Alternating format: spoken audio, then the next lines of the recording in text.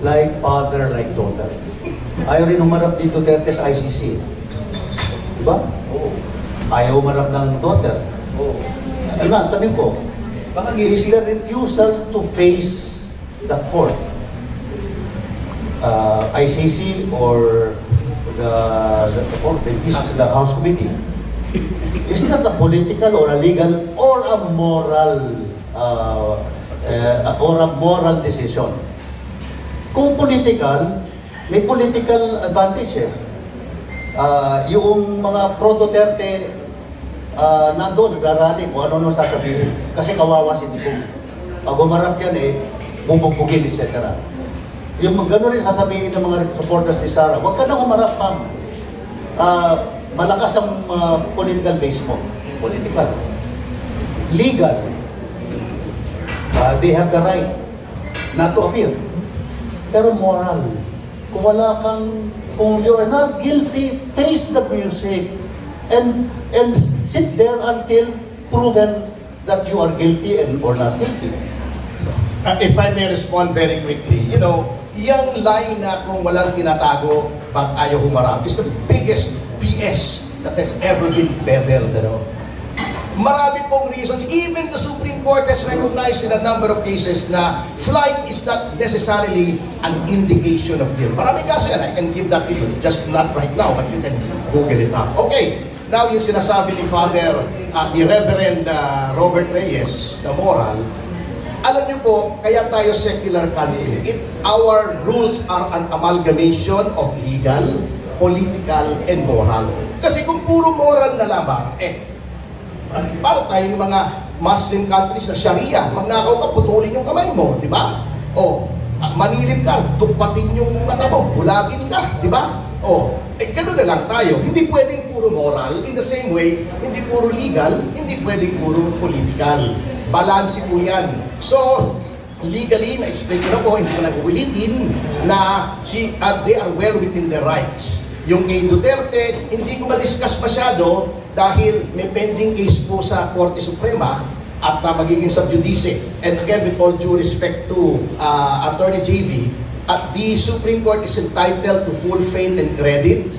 Kahit even if you disagree, wag tayo sanang magbibigay ng any insinuations or allusions na something is going on aside from the legitimate processes of adjudicating cases. Lalo na kung wala tayong pruweba. Sabi nga nila, the Supreme Court is not final because it is infallible. It is infallible because it is final. We may debate to death yung mga kaso roon, pero pag naglabas na po yan, wag na po natin salaulain yung motibo unless may pruweba po tayo. Okay, so yun po ang sinasabi ko.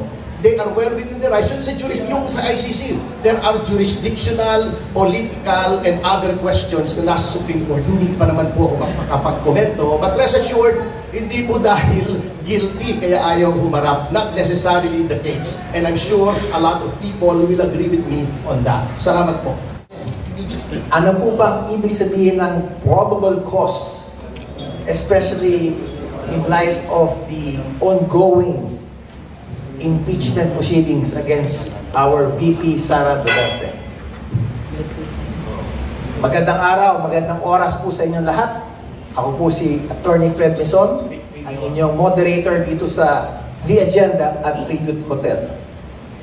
This program is brought to you by Impact Publishing in cooperation with EFG Consulting Incorporated.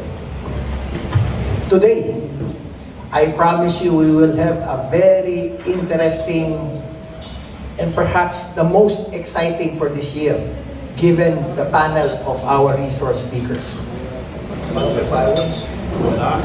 Fireworks or no fireworks, masaya po tayo ngayong araw. And without further ado, allow me to introduce our guest today. To my left, he is the deputy spokesperson for the Partido Democratico Pilipino. He is the managing partner of Topacio Law Office. He is a veteran litigator and the country's most visible legal figures in high-profile and politically sensitive cases. Allow me to introduce to you Attorney Ferdy Topacio. Good morning, sir. Yes, good morning. And to my right, convener of Clergy for Good Governance, often referred to as the running priest. Pare, nakulong, mahilig sa protesta, at hindi natatakot. He has been actively involved in various civic and religious movements that promote transparency, human rights, and ethical leadership. Welcome po to our show, Father Robert Reyes. Thank you po. And finally, mainstay na po natin dito ang ating legal counsel and constitutional expert and convener of Artikulo 11. He is a respected lawyer in legal research, public policy, and governance issues, and been actively involved in discussions and initiatives related to constitutional accountability, particularly impeachment processes in the Philippines. Welcome to our show, Attorney J.V. Bautista. Good morning, and thank you for having me here with this very colorful gentleman. Okay. Before we proceed to our colorful discussion, unahin na po natin. Siguro, Attorney Ferdy, ikaw mauna. Please enlighten our viewers and listeners. Ano po ba talaga ang probable cause? Based on your legal expertise, what is this probable cause all about? Thank you, Panyero. First of all, before I proceed, I'd like to make a minor correction. I'm no longer the managing partner of the Passion Office. I'm the senior partner. The day-to-day affairs have been left to another partner, Attorney Joselito Lumangaya. Because between my duties as PTP deputy spokesman and my other duties, including making movies, I have little time left for actual law practice. Abogado na, artista pa. Go ahead, sir. By the way, I'd like to plug one of my movies, Mama Sapano, is still streaming on Netflix. This is about the SAP 44. This is a movie that has earned 12 trophies from various award-giving bodies for cinematic excellence, including Metro Manila Film Festival and the Star Awards. So, pasensya na sa plug, ha? No problem, sir. Let's go back. Anyway, going back, yes. So, Probable cause.